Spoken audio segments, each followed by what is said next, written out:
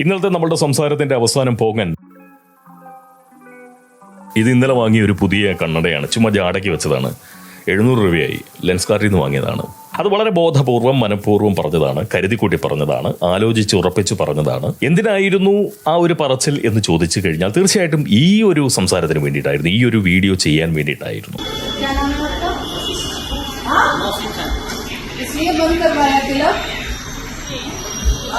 तिलक तलागा बंद करवाया मौसम खान हो इसलिए लगाओ इसको लगाओ तिलक. നമ്മുടെ കമന്റ് ബോക്സിൽ അല്ലെങ്കിൽ നമ്മുടെ കാഴ്ചക്കാരിൽ എത്രത്തോളം ഹൈന്ദവ സുഡാപ്പികളുണ്ട്, അതല്ല എന്നുണ്ടെങ്കിൽ സനാതന ഹമാസനന്മാർ എത്ര പേരുണ്ട് എന്നറിയാനുള്ള ഒരു പരീക്ഷണവും കൂടിയായിരുന്നു ആ പരാമർശം, ലെൻസ്കാർട്ടിനെ കുറിച്ചുള്ള ഒരു പരാമർശം. വാസ്തവത്തിൽ എനിക്ക് കണ്ണട ആവശ്യം വന്നിട്ടുണ്ട്. അതല്ല എന്നുണ്ടെന്നുണ്ടെങ്കിൽ ഈ ക്യാമറയുടെ ലെൻസ് എവിടെ എന്നുള്ളത് എനിക്ക് കൃത്യമായിട്ട് അറിയാൻ പറ്റില്ല. ഇപ്പോൾ കുറച്ച് നാളുകളായിട്ട് ഒരു ചെറിയ മങ്ങലുണ്ടായിരുന്നു. ഞാനൊരു ഊഹം വെച്ചിട്ടാണ് ഞാൻ നിങ്ങളെ നോക്കുന്നത്. ഇവിടേക്ക് നോക്കിക്കഴിഞ്ഞാൽ എനിക്ക് എന്നെ കാണാൻ കഴിയും ഈ ഒരു നോട്ടത്തിൽ. അതായത് ഇങ്ങനെ ഞാൻ നോക്കിക്കഴിഞ്ഞാൽ ഇവിടെ ഒരു ഫ്ലിപ്പ് സ്ക്രീൻ ഉണ്ട്, അപ്പോൾ എനിക്ക് എന്നെ കാണാൻ കഴിയും. പക്ഷെ ഇങ്ങനെ നോക്കിയാൽ എനിക്ക് നിങ്ങളെ കാണാൻ കഴിയൂ.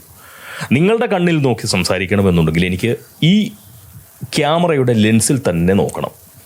എനിക്ക് ലെൻസ് എന്ന് പറയുന്നത് ഇപ്പോൾ ഒരു ഊഹം മാത്രമാണ് ഉള്ളത്.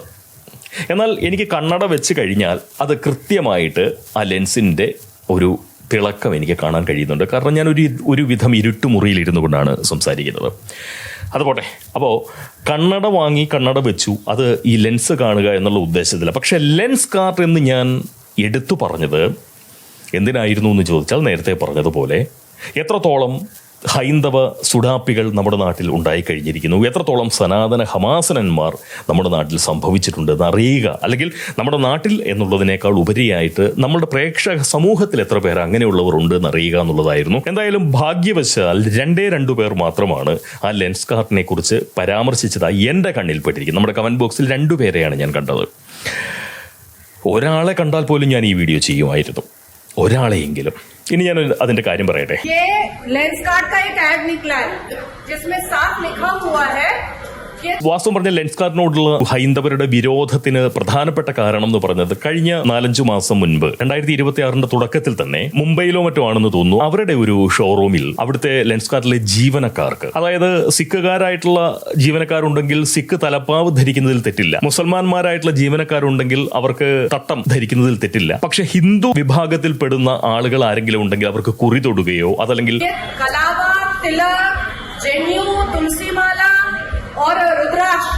അത്തരം എന്തെങ്കിലും തരത്തിലുള്ള ഒരു ഹിന്ദുവാണ് എന്ന തോന്നിപ്പ് പകരുന്ന ഒരു അടയാളവും അവരുടെ ജീവനക്കാർ ധരിക്കാൻ പാടില്ല എന്ന് പറയുന്ന തരത്തിലുള്ള ഒരു നിയമം കൊണ്ടുവന്നു എന്നുള്ളതാണ് പറയപ്പെടുന്നത്.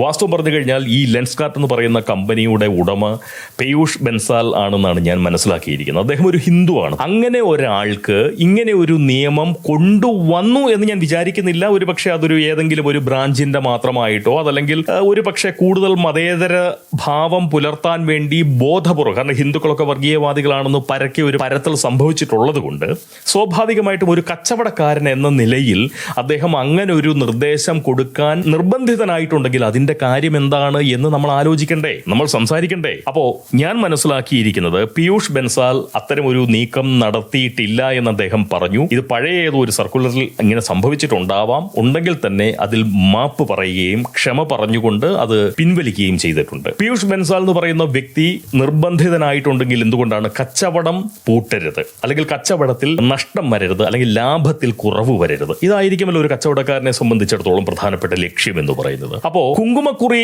തൊട്ടുകൊണ്ട് ഒരു വ്യക്തി, ഒരു ജീവനക്കാരൻ ലെൻസ്കാർട്ടിൽ നിൽപ്പുണ്ട് എന്നുണ്ടെങ്കിൽ അവിടെ നിന്ന് സാധനങ്ങൾ വാങ്ങാൻ ആളുകൾ മടിക്കുന്നു എന്ന് പറഞ്ഞു കഴിഞ്ഞാൽ അത് എത്തരം ആളുകളാണ് മടിക്കുന്നത്? ആ മടിപ്പ് എങ്ങനെയാണ് പീയൂഷ് ബൻസാലിനെ പോലുള്ള ഒരു ബിസിനസ്സുകാരന്റെ ചെവിയിലെത്തുന്നത്? സ്വാഭാവികമായിട്ടും അയാൾ എല്ലാ ഷോറൂമുകളിലും പോയി നിൽക്കുന്നില്ല. അപ്പോ ഈ സ്ഥാപനങ്ങളിൽ കൃത്യമായ അറിയിപ്പ് ചെല്ലുന്നുണ്ട്. ഹൈന്ദവരായിട്ടുള്ള അങ്ങനെയുള്ള ആളുകൾ കുങ്കുമ കുറിയും ഒക്കെ തൊട്ടുകൊണ്ട് അങ്ങനെ നിൽപ്പുണ്ടെങ്കിൽ, കയ്യിൽ ചരടുണ്ട് എന്നുണ്ടെങ്കിൽ, നെറ്റിയിൽ കുറിയുണ്ട് എന്നുണ്ടെങ്കിൽ, ഒരു ഹിന്ദുവാണ് എന്ന പ്രതീതി സൃഷ്ടിച്ചാൽ പോലും ഞങ്ങൾ ആരും വരില്ല എന്ന് പറയുന്ന ഒരു പേടിപ്പീര് കൃത്യമായിട്ട് ഏതെങ്കിലും ഒരു വിഭാഗത്തിന്റെ കയ്യിൽ നിന്ന് സംഭവിക്കുന്നുണ്ടാവും. സ്വാഭാവികമായിട്ടും നമുക്കറിയാം അത് സുഡാപ്പികളാവും. ഇത്രത്തോളം മതബാധിതരായിട്ടുള്ള മറ്റൊരു സമൂഹവും ലോകത്ത് ഈ ഭൗമഗോളത്തിലില്ല, നമ്മൾ അങ്ങനെ കണ്ടിട്ടില്ല. അതുകൊണ്ട് സുഡാപ്പികൾ തന്നെയായിരിക്കും, തീവ്രമത മൗലികവാദികളായിട്ടുള്ള ആളുകളായിരിക്കും. അവർ അവരുടെ ഒരു തന്ത്രമാണ്. കേരളത്തിൽ തന്നെ ഈ ഹലാൽ എന്ന് പറയുന്ന ഒരു സംവിധാനം കൊണ്ടുവരാൻ നിർബന്ധിതരാക്കപ്പെട്ട ഹോട്ടൽ ഉടമകൾ, അതായത് ഇതര മതസ്ഥരായിട്ടുള്ള ഹോട്ടൽ ഉടമകൾ, ഹിന്ദുക്കളായിട്ടുള്ളവർ, ക്രൈസ്തവരായിട്ടുള്ളവർ, എന്താ സംഭവിക്കുക? 7-8 പേർ അല്ലെങ്കിൽ ഒരു കുടുംബം മുഴുവൻ മതവസ്ത്രത്തിൽ വന്ന് അവിടെ ആഹാരം കഴിക്കാനായിട്ട് വരികയും ഇവിടെ ഹലാൽ സമ്പ്രദായത്തിലാണോ പാകം ചെയ്യുന്നത്, ഹലാൽ സമ്പ്രദായത്തിലാണോ എന്നൊരു ചോദ്യം ചോദിക്കുമ്പോൾ അല്ല എന്ന് പറഞ്ഞാൽ ഇറങ്ങിപ്പോവുകയും ചെയ്യും. ഇപ്പൊ സ്വാഭാവികമായിട്ടും 2-3 തവണ ഒരു മാസം തന്നെ ഇങ്ങനെ സംഭവിച്ചിട്ടുണ്ട് എന്നുണ്ടെങ്കിൽ ഈ കച്ചവടക്കാരൻ എന്താ വിചാരിക്കുക? ഇനിയിപ്പോ ഹലാൽ വെച്ച് കഴിഞ്ഞാൽ കച്ചവടം കൊഴുക്കുമെങ്കിൽ ആയിക്കോട്ടെ, അത് പ്രത്യേകിച്ച് ദുരുദ്ദേശമൊന്നുമില്ല, ലാഭം ഉണ്ടാക്കാൻ, നഷ്ടം വരുത്താതിരിക്കാൻ, കച്ചവടം പൂട്ടാതിരിക്കാൻ അങ്ങനെ ചെയ്യുന്നതാണ്, അല്ലെ? പ്രത്യേകിച്ച് അതിനകത്ത് ഭീകര പ്രവർത്തനങ്ങളൊന്നുമില്ല. ഒരു കൂട്ടം ആളുകൾ വരുന്നു, അത് മതവസ്ത്രത്തിൽ വരുന്നു, ഇവിടെ ഹലാൽ സമ്പ്രദായത്തിലാണോ കാര്യങ്ങളൊക്കെ നീങ്ങുന്നത്, അല്ല എന്ന് പറയുന്നു, അപ്പോഴേ ഇറങ്ങിപ്പോകുന്നു.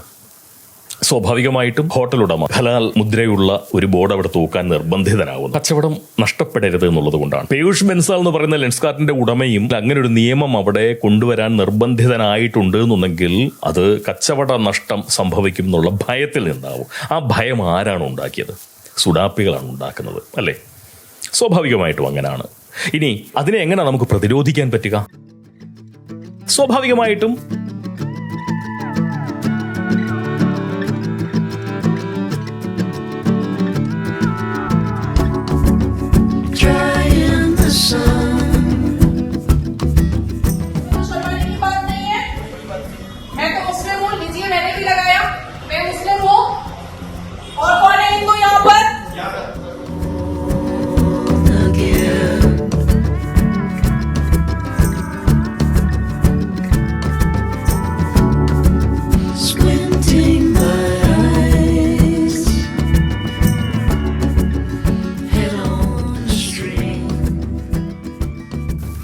അതിനെതിരെ കൃത്യമായിട്ടുള്ള നീക്കം നടത്തി. ആര് നടത്തി? നാസിയ ഇലാഹി ഖാൻ എന്ന് പറയുന്ന BJPയുടെ യുവമോർച്ച അധ്യക്ഷയായിട്ടുള്ള ഒരു സ്ത്രീ, 37-കാരിയായിട്ടുള്ള ഒരു യുവതി.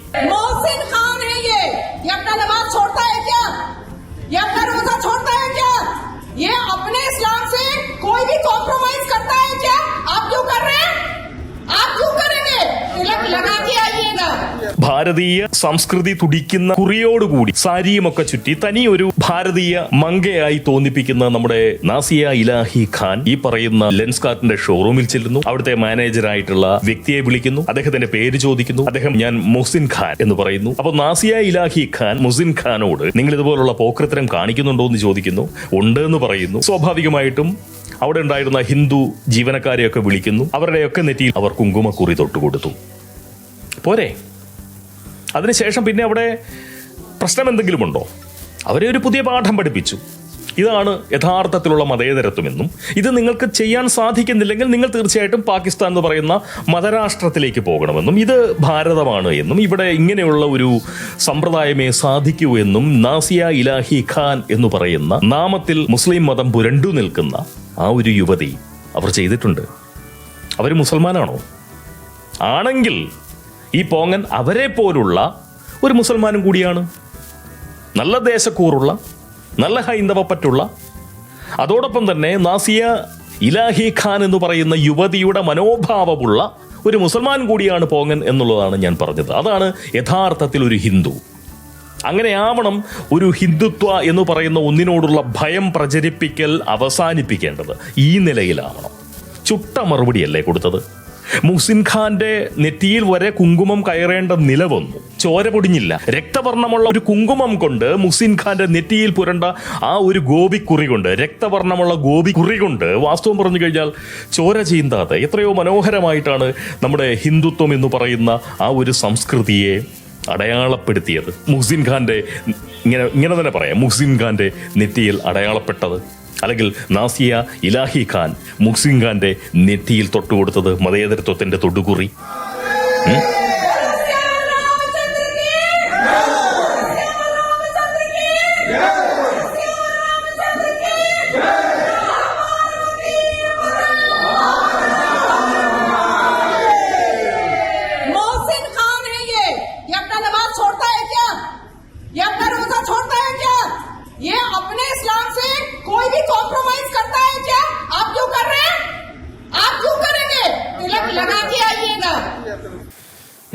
അപ്പോൾ ഞാൻ ഇന്നലെ നല്ല ഭസ്മക്കുറിയൊക്കെ തൊട്ട് കാവി മുണ്ടും ഒക്കെ ഉടുത്ത് ഞാൻ അവിടെ പോയി അവിടെ ഒരു കുഴപ്പവും സംഭവിച്ചിട്ടില്ല. അവിടെ ഹൈന്ദവതയ്ക്ക് ദോഷം സംഭവിച്ചിട്ടില്ല.